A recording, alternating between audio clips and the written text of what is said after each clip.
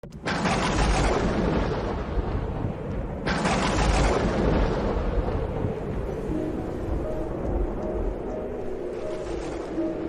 ce temps-là, comme la foule se rassemblait autour de Jésus, il disait en parabole, « Personne, après avoir allumé une lampe, ne la cache sous un couvercle ou ne la met en dessous du lit, on la met sur le lampadaire pour que ceux qui entrent voient la lumière. Car rien n'est caché qui ne doive paraître au grand jour, rien n'est secret qui ne doive être connu et venir au grand public. Faites attention à la manière dont vous écoutez, car celui qui a recevra encore, et celui qui n'a rien se fera enlever même ce qu'il paraît avoir. » Acclamons la parole de Dieu. Cette phrase, « Il n'y a rien de caché qui ne sera découvert, rien de secret qui ne sera connu et rendu public », est généralement comprise, interprétée comme un avertissement ou même une menace. Faites attention que vos péchés, même si vous les commettez en secret, ces péchés seront connus du grand monde. Mais le Seigneur ne dit pas, le mal que tu fais sera rendu public. Le Seigneur dit, rien. Le mauvais et le bon. Et en plus, la phrase est dans un contexte plus du bon que du mauvais.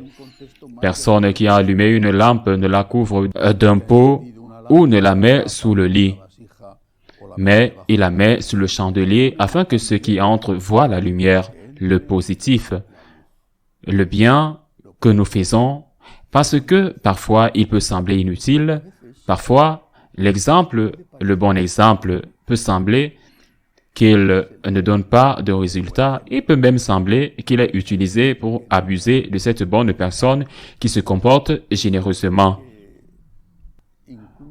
Combien de parents, vraiment beaucoup, qui ont donné un bon exemple à leurs enfants. Personne n'est parfait, n'est-ce pas? Eh bien, il n'y a que Dieu, notre Seigneur, la Sainte Vierge Immaculée. Personne n'est parfait, mais je connais beaucoup de parents qui ont donné un bon exemple à leurs enfants. Et pourtant, les enfants se sont révélés non seulement étrangers, contraires à la foi de leurs parents, dans laquelle se trouvait la racine d'où ces parents tiraient le bon exemple, mais ils ont même très mal agi dans la vie. Et l'on peut se demander à quoi sert le bon exemple, à quoi sert-il?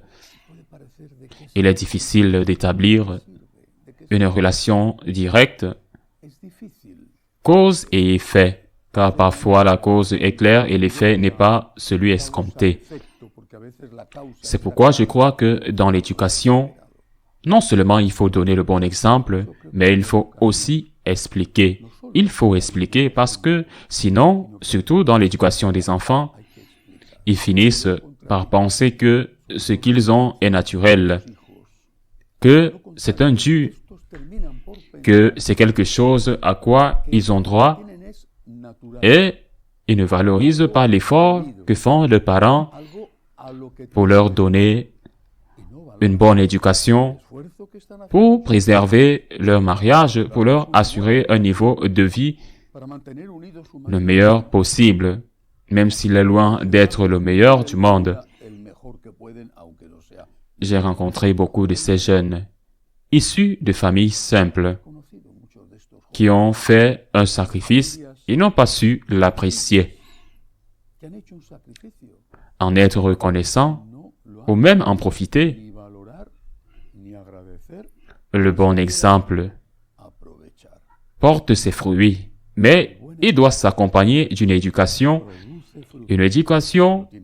qui apprend à valoriser ce bon exemple, c'est-à-dire qui apprend à être reconnaissant. Je pense que c'est la clé du passage d'aujourd'hui, de l'évangile de Luc, parce que le Seigneur termine en disant, après cet avertissement qui se réfère bien sûr aussi aux mauvaises choses que nous faisons, mais il termine en disant, « Voyez donc comment vous entendez car on donnera à celui qui a et on enlèvera à celui qui n'a pas, même ce qu'il croit avoir.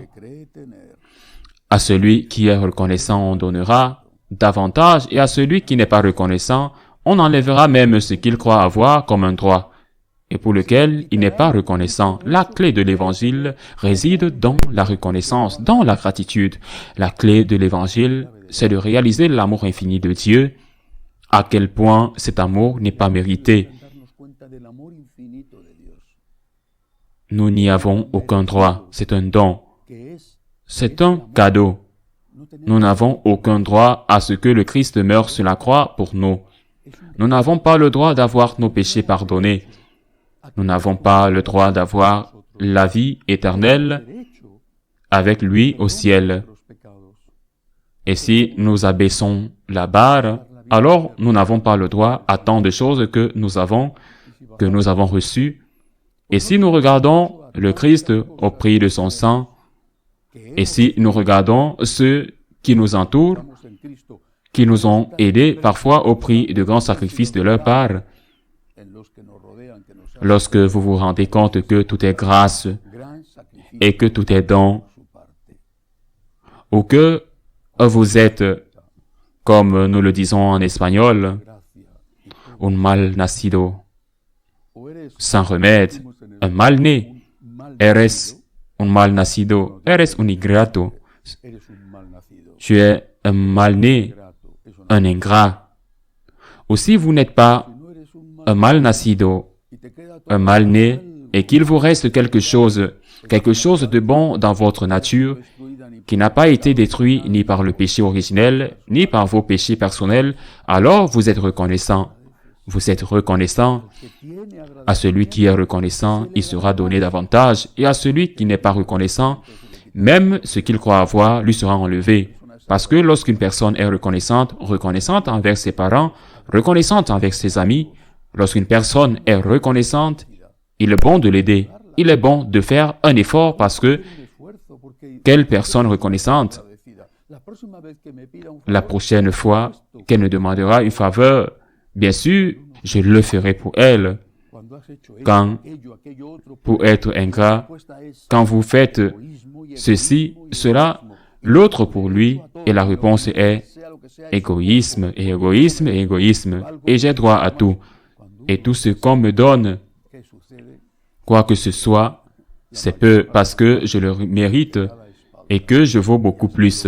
Quand on est comme ça, que se passe-t-il?